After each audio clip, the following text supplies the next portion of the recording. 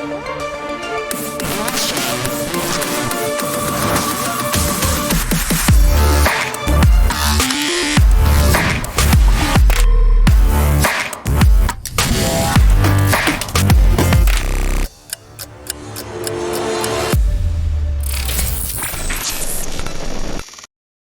me too.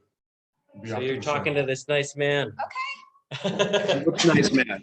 Hello. Hi there. How are you? Looking at that. Yep. I'm great. How are you doing? Pulse is normal, respiration's fine, actually. Oh, well, that's important. And you How's never the blood know. pressure? You never know these days, actually, unfortunately. So I'll That's look at true. you for a minute until you tell me what you want me to do, or should I look at the camera, which is better? Well, we're probably live on stage right now, so they're looking at us and thinking we're crazy, but we probably are, because look where we're at, right? We're at the GBA conference in Washington, D.C., talking about sustainable economic growth. And we have a guest today, and your name is? Hi, I'm State Representative Kate Lipper-Garabedian from Massachusetts, just coming off a panel discussion. Just off a panel discussion. How did that go for you?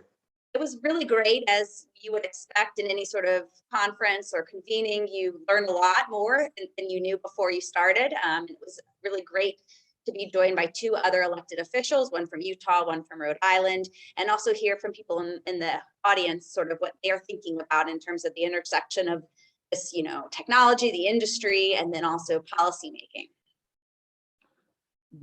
And which of those interesting, right? Because you have an interesting exposure to this right now and what's happening currently in government, not only in state, but also on a global basis, which, and you have delineated, you've listed several different initiatives, all of them.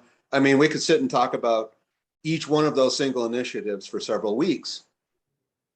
My question to you is, in your mind right now, which of those initiatives do you think should be foremost in all of our minds? Oh, goodness. I think that's a challenging question, and I probably am not adept to answer it as well as other illustrative guests will be today. Maybe I'll just speak from my own background as a former public school teacher, then as an education attorney, including working at the State Executive Office of Education, where we were thinking deeply about how we were preparing our students for the workforce in the 21st century economy. Yep. And that resonated with me not only as a teacher, but as a parent and someone who cares deeply about the families across the Commonwealth. And so I see the potential of this technology and this ecosystem in many ways, including making sure that we're preparing our students for the work jobs in the future and the degree to which there'll be tremendous economic development opportunities here.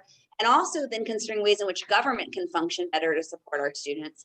And so one thing we were looking deeply at in Massachusetts, as I know all other states are these longitudinal data systems, connecting programs to outcomes, better being able to analyze the effectiveness of what we were doing, ensuring that, the government was working for people and that the government was working in a secure, effective, efficient manner. And yet we were finding so many roadblocks in terms of data sharing or monitoring our effectiveness. And I see that this technology has the potential and use cases to really enable us to better understand what we're doing for our clients, for our customers, and making real differences for them. And in this case, I'm thinking about students, but you could certainly apply that to other areas as well. Yeah, I don't think that there's any doubt. You're absolutely correct on that. Education, we need to have more people coming up through the educational process. And we need to have a more diverse group. I mean, we seem to lose the females in the blockchain industry along around 14, 15. Or they're in the structure, they're in the educational process long until that time. And then it becomes just a kind of a man's world. Kind of devoid the GBA had a really interesting 130 something page report, right, that was even talking about just users of cryptocurrencies and how heavily skewed that is toward the male population.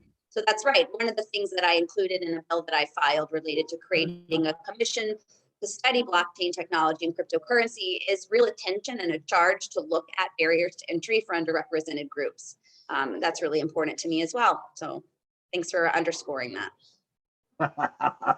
You bet. And shameless plug here, if someone wants to get a hold of you, if we're looking at blockchain, we're looking at blockchain in adoption, if we're looking at sustainability, if we're looking to try and move education forward, want to get a hold of you, I have a question, I have a project you might be interested in, how do we get a hold of you? Thank you for asking. So of course you can find me on the Massachusetts State Legislature website. My name again is Kate Lippert-Garabedian.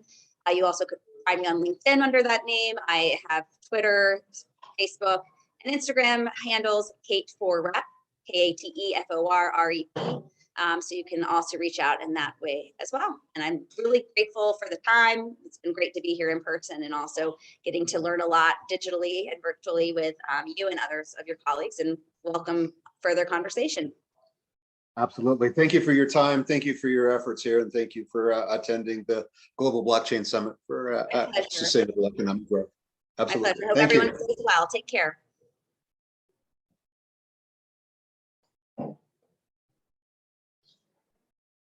I hope they got that. Just wow. Yeah, that was